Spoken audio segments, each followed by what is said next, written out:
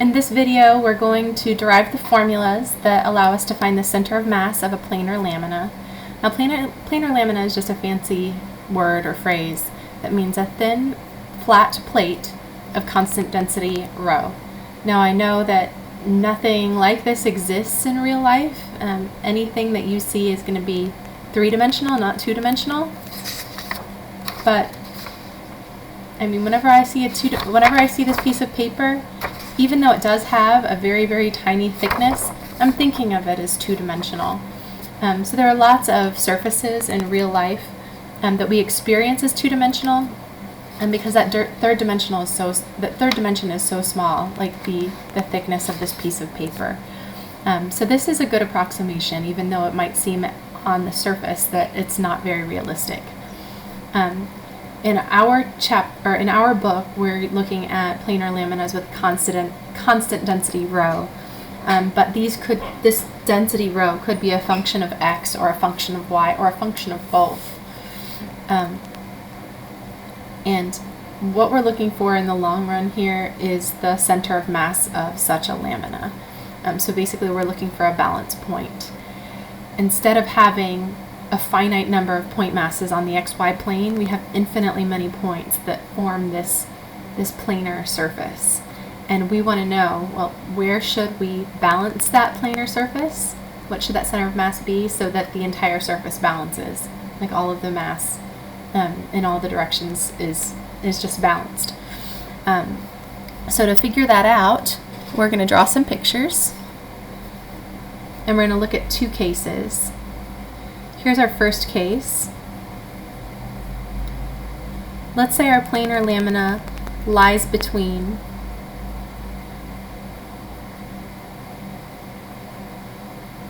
two functions of x, y equals f of x and y equals g of x, and the vertical lines x equals a and x equals b. So this is something we're very familiar with. We've been doing this a long time.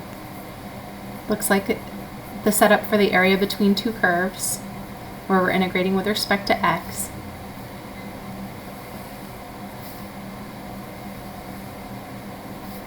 Here's x equals a and x equals b.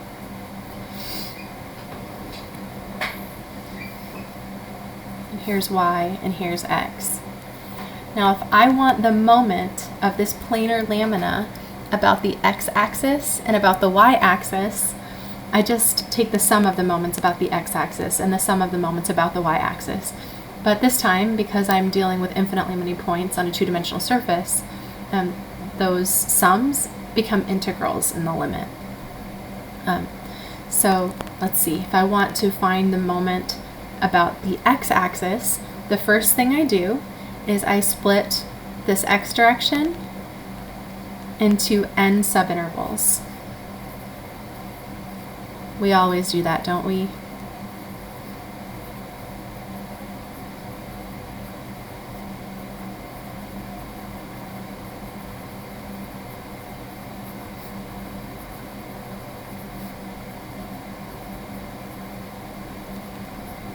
Oh, not delta y, delta x, excuse me. Okay, and then on each subinterval, we're going to pick an x value, and we're going to evaluate this function and this function at those x values, and we're going to draw a little rectangle there. So if this is x sub I on the ith subinterval, this is f of x sub I, and that's g of x sub I, and this is our area. That's the area of the whole thing. Now, if I want to find the center of mass, or excuse me, the moment of this lamina about the x-axis, the way I do that is I find the moment about the x-axis for the ith rectangle. And that's going to be the mass of that rectangle multiplied by the average distance of that rectangle from the x-axis.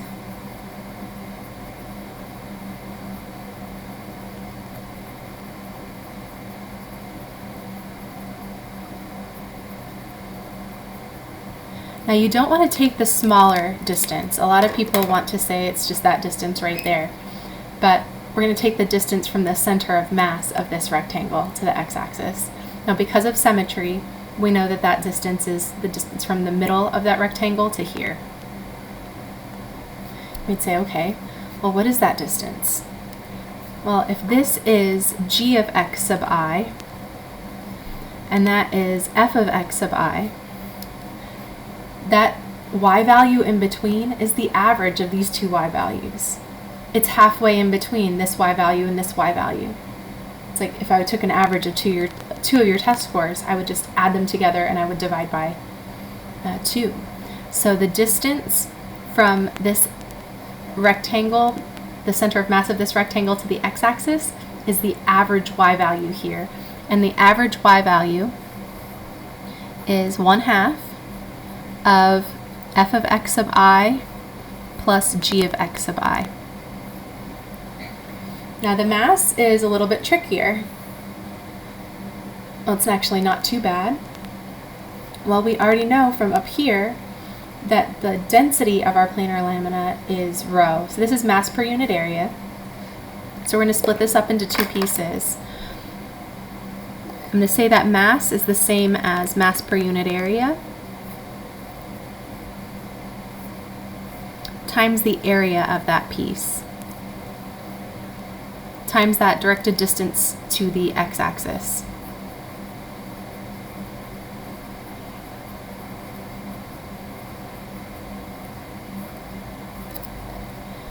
Mass per unit area is rho.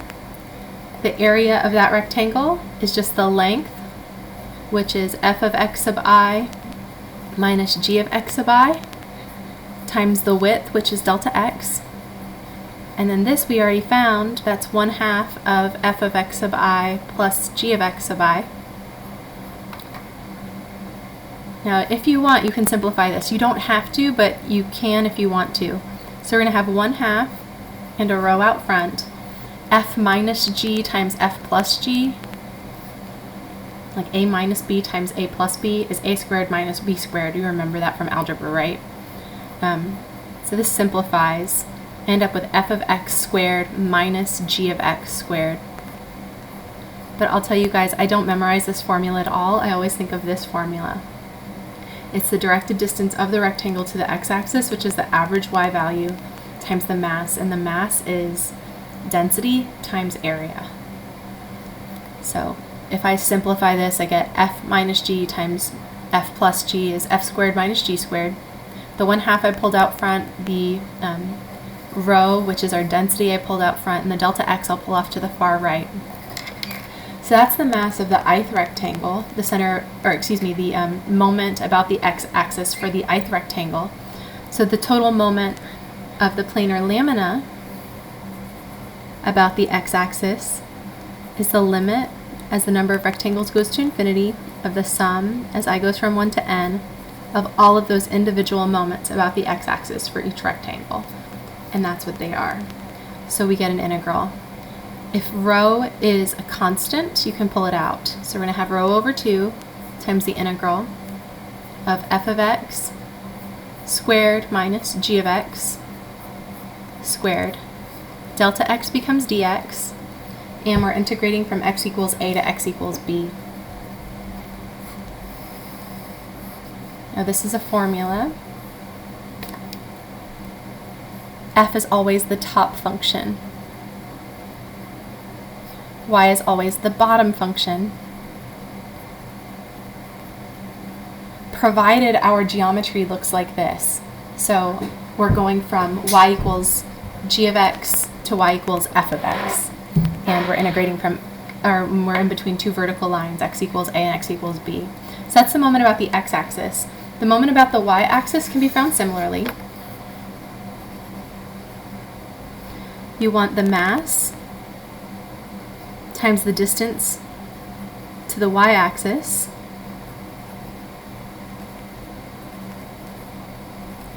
and mass is just density, so mass per unit area times area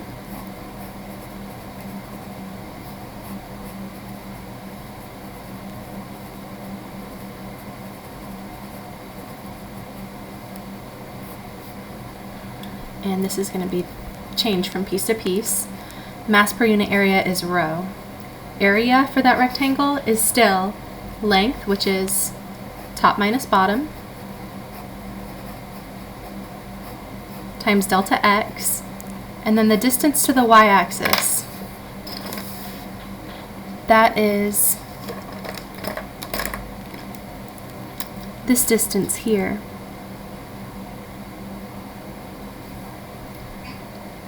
Do you see what that distance is? I hope you said it's the x value. Remember, if we were at the point 3, 2, the distance from the y-axis out to there is actually the x value, it's 3. So the distance from the y-axis to that point is just x sub I, whatever that distance is. So this is x sub I. And that means the total moment about the y-axis is the limit as the number of rectangles goes to infinity of the sum as I goes from 1 to n of the moments of each of those rectangles about the y-axis. And we get this. Rho you can pull out because it's a constant. Then I have my x times f of x minus g of x dx, and we're going to integrate from x equals a to x equals b.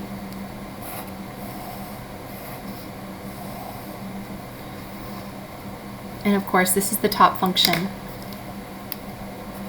and that one's the bottom function. And again, this is not something I memorize. I actually draw pictures every time, and the pictures remind me, okay, that's an x value, that's an average y value, and I just substitute them into my formulas because I know a moment is just a mass times a distance to an axis. All right, now I'm going to take these guys and I'm going to define the center of mass. Center of mass is exactly what you would expect, but the variables are switched, kind of like we were talking about before. For x bar, I take the moment about the y-axis, and I divide it by m, which is the total mass of the system. And for y bar, I take the moment about the x-axis and divide it by m, the total mass of the system. And the total mass is just density times area, and the area of that region is the integral from a to b of f of x minus g of x dx. So we take our area, we multiply it by mass per unit area, and we get total mass. So that's our formula right there. Okay, now this is if everything is set up this way, where x is going, or y is going from one function to another, and x is going from a constant to a constant. So let's actually do that for a particular problem. All right, so I'm told that my y's, or my planar lamina, lies between these two curves. This one we know is a parabola, it's facing down, and we know that one is just a line. So I'm going to draw it.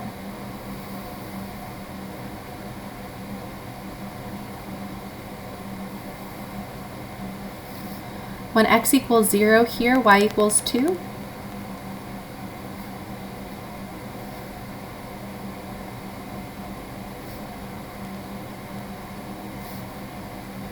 We go up 1 and over 1, up 1 and over 1, up 1 and over 1.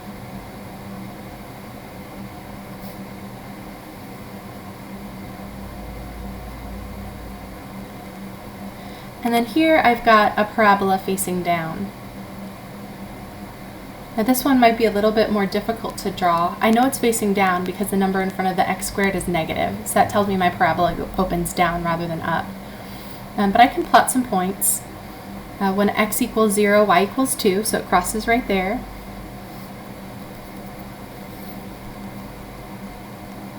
We could also complete the square. Maybe I'll do that.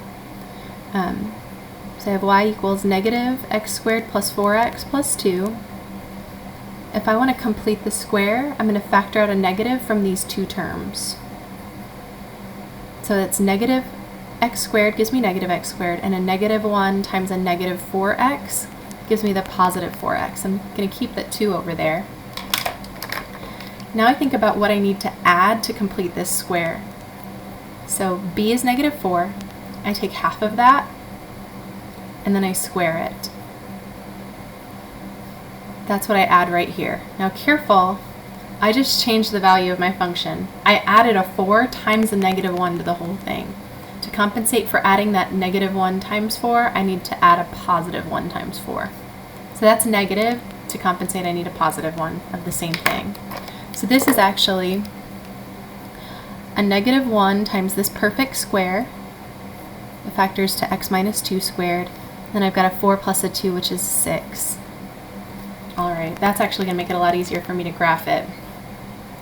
So my vertex is at x equals 2. Whenever x equals 2, y is going to be 6.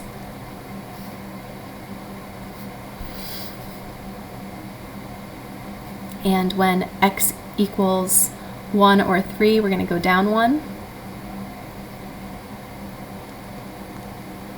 Yeah, there's my parabola. Okay, so this is my planar lamina. It looks like this. It looks like from our picture that x goes between 0 and 3. I'm not 100% sure though, so just to check, I'm going to set the y's equal to each other and solve for x. It looks like that's true, but just in case, we'll do this. Set y1 equal to y2 and solve. So I have negative x squared plus 4x plus 2 equals x plus 2. Let's subtract the 2 from both sides and subtract x from both sides to set one side equal to 0. And now I've got negative x squared plus 3x. Factor out a negative x. Negative x times x gives me negative x squared. Negative x times negative 3 gives me a positive 3x. So the points of intersection are x equals 0 and x equals 3. Those are the x coordinates of our points of intersection. That's consistent with our picture. Okay, so this is my lamina.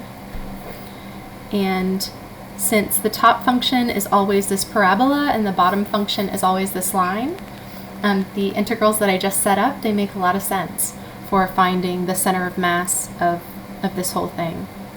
So the first thing I do after I graph my regions,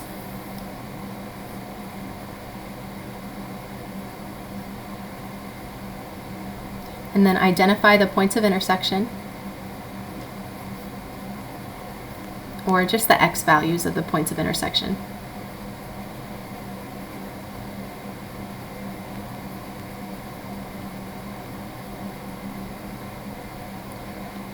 The next thing I do is I draw my representative rectangle.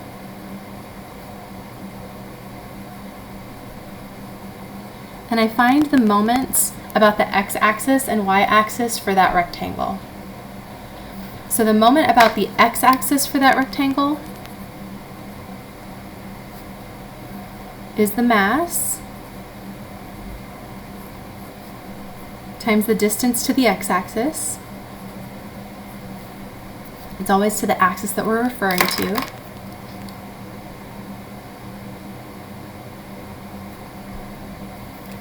And mass is density, mass per unit area, times area.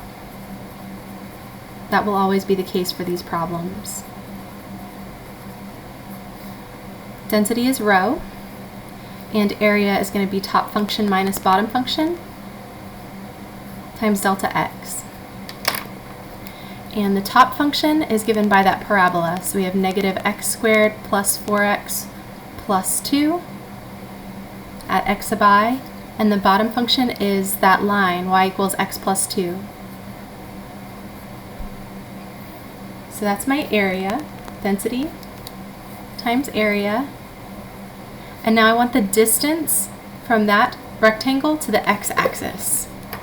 So that is the average y value between those two. So I'm going to take 1/2 and I'm going to add the two functions together. Like I'm taking the average of two exam scores. I add them and divide by 2. So I take the y's for both functions and add. Oops, that's x sub I. All right. So I've got density over 2. And then if I subtract these guys, I've got x sub I squared. I'm distributing that negative. 4x minus x is 3x. 2 minus 2 is going to be 0 times this. I've got a negative x sub I squared. 4x plus x is 5x sub I. And then 2 plus 2 is 4. Okay. Maybe I need parentheses instead of brackets, but you get the idea. That's the mass of this moment about the x-axis for one of those rectangles. So the total moment about the x-axis is the integral of this times this with respect to x, and we integrate from x equals 0 to 3. So I have to distribute negative x squared times that whole polynomial. I'm just going to do it times the whole thing.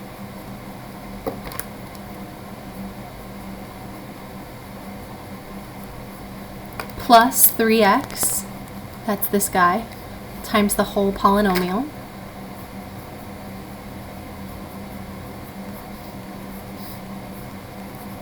Integrate with respect to x. Still distributing. Sorry guys, takes a while. Negative x squared times negative x squared is x to the 4th. This times this is going to give me negative 5x cubed. This times that is negative 4x squared. 3x times negative x squared is negative 3x cubed. 3x times 5x is 15x squared. And 3x times 4 is 12x. Hoping we get some like terms here somewhere. I've got an x to the 4th. 5x cubed minus 3x cubed is 8x cubed. Negative 4x squared plus 15x squared is 11x squared. And then I've got a 12x over here. Alright, now we're going to anti-differentiate. Add 1 to the exponent and divide by the new exponent. Bring the constant down. Add 1 to the exponent and divide by the new exponent. Bring the constant down. Add 1 to the exponent, divide by the new exponent. Add 1 to the exponent and divide by the new exponent. Plug in 0 and plug in 3 and subtract. So when I substitute in 3, I get this. 8 over 4 is 2.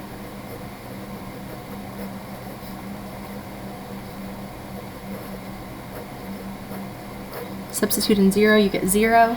Now with these, I'm not going to just ignore the arithmetic. I'm going to get my calculator out and I'm going to figure out what that center of mass is. The reason that that's important, the reason I want to do that, is because I should be able to see it. That center of mass should be in my region here somewhere. And I want to imagine placing my fulcrum point at that location. Everything should balance out. If I've done everything correctly, if all the math works, it should be in the region. So we're going to have, looks like 3 to the 5th divided by 5 minus 2 times 3 to the 4th, that's 81, plus 11 over 3 times 3 cubed, 27. Whoops, I put 37 in there. Glad I caught that.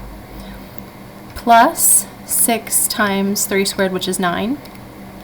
That was the expression in parentheses. Divide it by 2.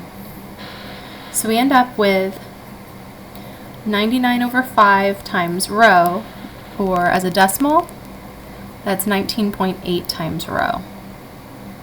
That's my moment about the x-axis. Oh goodness, I'm so sorry. All of that was off the screen. So I just substituted in my 3's. I did this arithmetic in my calculator. I got this number, which is this. Moment about the x-axis. Now the moment about the y-axis is similar. I'm just going to find the distance from that rectangle, from the center of mass of that rectangle to the y-axis. That's going to be an x. And so I just have mass, which is density times area, times the distance to the y-axis, which is x this time. All right.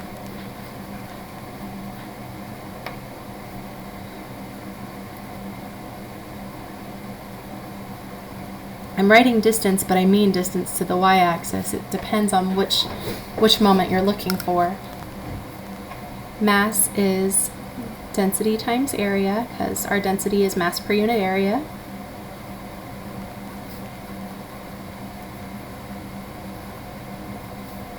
Density is rho. Area is the top function minus the bottom function. And in this case, for this picture, our top function is that parabola right there. So I've got this. I'm going to plug that in.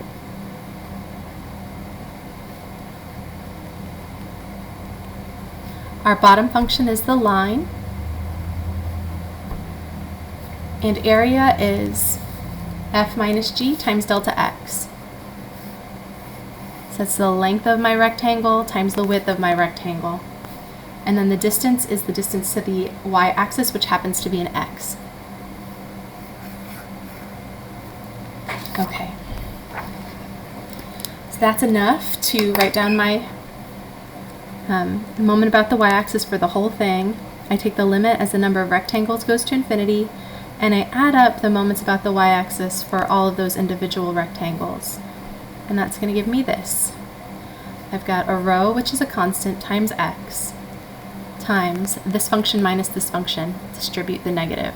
I get negative x squared plus 4x plus 2 minus x minus 2.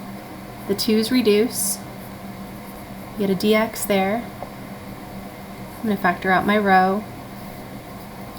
4x minus x is 3x.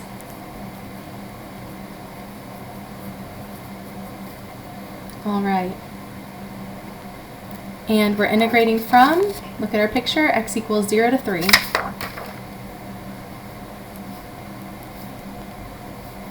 Distribute your x.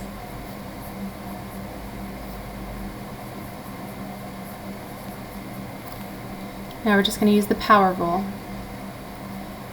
Bring your negative down. Add 1 to the exponent, divide by the new exponent. Bring the 3 down. Add 1 to the exponent, divide by the new exponent. Plug in 0 and 3 and subtract. So we're going to have rho times negative 1/4 of 3 to the 4th plus 3 cubed. Evaluate everything at 0, you get 0. So it looks like I've got 27 minus 81 over 4 times rho. So I've got 27 over 4 times rho, or if you prefer a decimal approximation, or it's not even an approximation, works out nicely, 6.75 times rho. That's the moment about the y-axis. Okay, so let's summarize so far. The moment about the x-axis was this 19.8 times rho, or 99 over 5 times rho if you prefer. The moment about the y-axis is 6.75 times rho. Now the center of mass, xy, or x bar, y bar, is given by these formulas. You take the moment about the y-axis and you divide by the total mass. And you take the moment about the x-axis and you divide by the total mass. Okay, so I need the total mass now.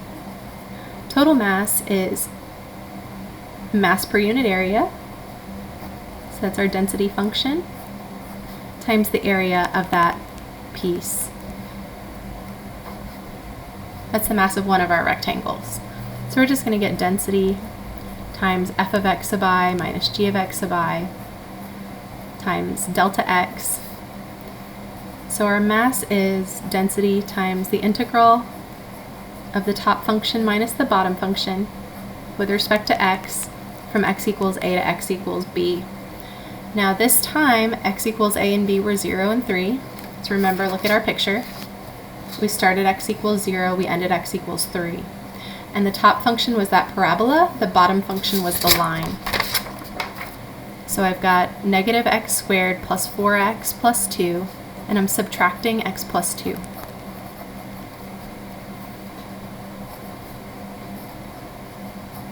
So I've got negative x squared. When I distribute the negative here, 4x minus x is 3x.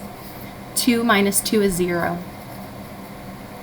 So we bring the row down, add 1 to the exponent, divide by the new exponent, bring the 3 down, add 1 to the exponent, divide by the new exponent, plug in 0 and 3 and subtract.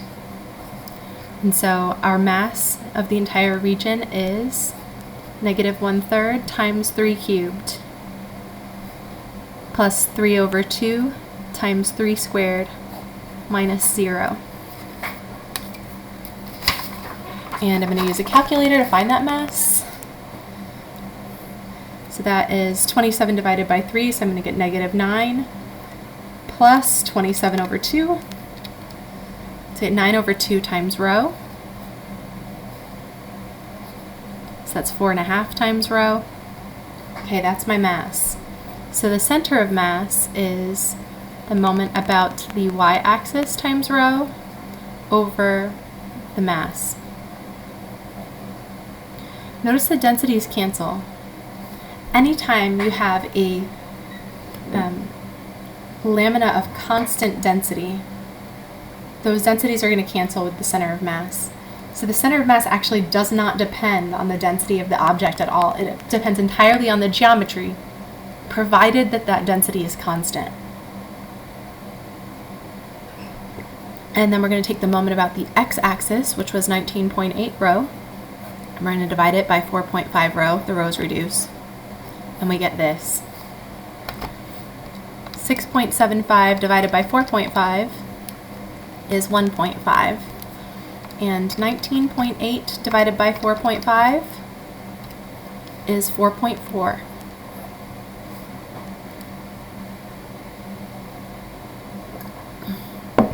Okay, so let's look at our region.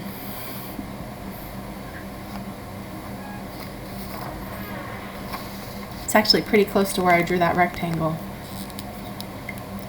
According to all of our calculations, everything we just did, the center of mass, x bar, y bar, is at 1.5 and 4.4.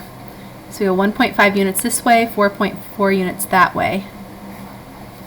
That's the balance point. It doesn't look like it from my picture, but looks close. Alright. So this is it for this video. We derived for the formulas for center of mass of a planar lamina when our lamina lies between two functions of x and between two vertical lines. The geometry tells us if I want the center of mass of this entire region, I just break it up into rectangles, and I use the center of mass of this rectangle to find the moments about the x and y axes. And once I find the moments, I can use those and divide them by the mass of the entire thing to find the center of mass. So that's it for this video. In the next video, instead of looking at a lamina between two functions g of x and f of x, we're going to let our lamina be between two functions x as a function of two functions of y. So we're going to have x as a function of y and x is another function of y, and between y equals c and y equals d. It is very similar to this, but everything gets flip-flopped. Like our orientation is different, and because our orientation is different, the moments about the x and y axes are not exactly what we think they would be. So that's in the next video.